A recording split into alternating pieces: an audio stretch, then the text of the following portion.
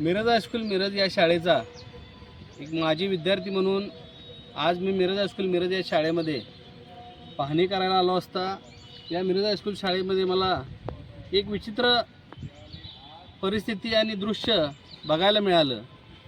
त्यामध्ये काही दिवसांपूर्वी मला माहिती मिळाली होती की मिरज हायस्कूलमधील क्रीडांगणाच्या दुरुस्तीसाठी जिल्हा नियोजन समिती तथा शासनाच्या वेगवेगळ्या विभागाकडून 7 लाख रुपयाचा निधी मंजूर झालेला आहे। पण आज शाळेत बघितलं तर एखादा डांबरी रस्ता उकरल्यानंतर जी भर निघते, जो वेस्टेज असतं ते सगळं इथं आणून टाकलेलं आज बघायला मिळालं।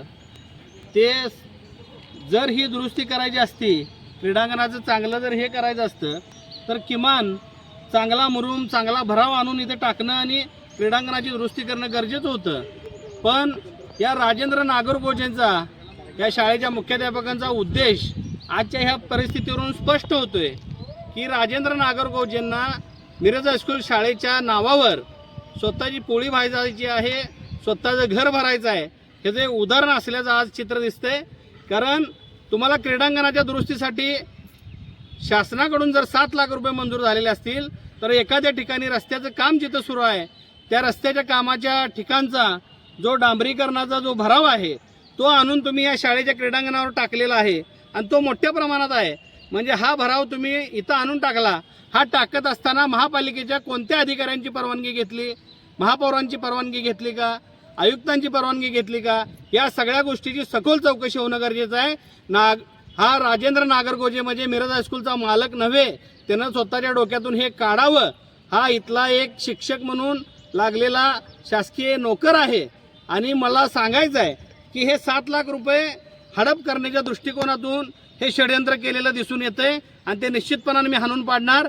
मी आयुक्त महापात्रा मॅडम यांना विनंती करतो, तसेच ह्या सांगली मिरज कुपवाडचे महापालिकेचे महापौर आदरणीय धीरज सूर्यवंशी साहेबांना पण विनंती करतोय की उद्या आपण या मिरज हायस्कूलला भेट द्यावी आणि हे आणून टाकलेला जो भराव आहे हा कुठल्या कामावरचा इथं आणून टाकला, हा आणून टाकला तर तुम्ही इथून परत उचलणार आहे का ह्या मिरज हायस्कूलच्या क्रीडांगणाच्या दुरुस्तीसाठी हाच भराव वापरणार आहे?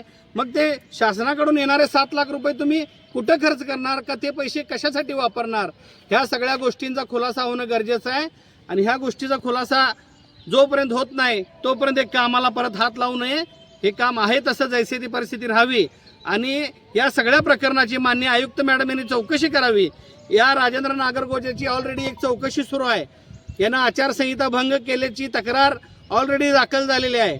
हा शासकीय मुख्याध्यापक महापालिकेच्या शाळेचा असताना निवडणुकीमध्ये प्रचार करतो, गुलाल उधळतो, बाईट देतो।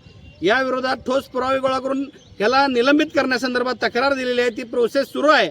आणि हा दुसरा तिने नवीन एक प्रकार करून ठेवला आहे की शाळेला क्रीडांगणाला दुरुस्तीसाठी 7 लाख मिळालेले असताना चांगल्या पद्धतीचं काम एखाद्या ठेकेदाराला वर्क ऑर्डर देऊन रितसर करावं हे अपेक्षित होतं।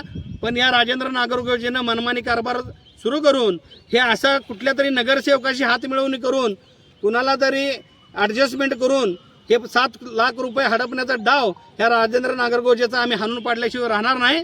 सोमवारपर्यंत ह्या सगळ्या प्रकरणाची चौकशी करून या राजेंद्र नागरगोजेवर जर कारवाई झाली नाही तर 100% तुम्हाला सांगतो येणाऱ्या आठवड्यात गुरुवारी सांगली मिरज कुपवाड महानगरपालिकेच्या मुख्य कार्यालयासमोर मोठ्या प्रमाणात मिरज हायस्कूलचे माजी सगळे विद्यार्थी आणि आम्ही सगळ्या कार्यकर्त्यांना घेऊन तीव्र आंदोलन केल्याशिवाय राहणार नाही, अशा पद्धतीचा मी जाहीर इशारा देतो।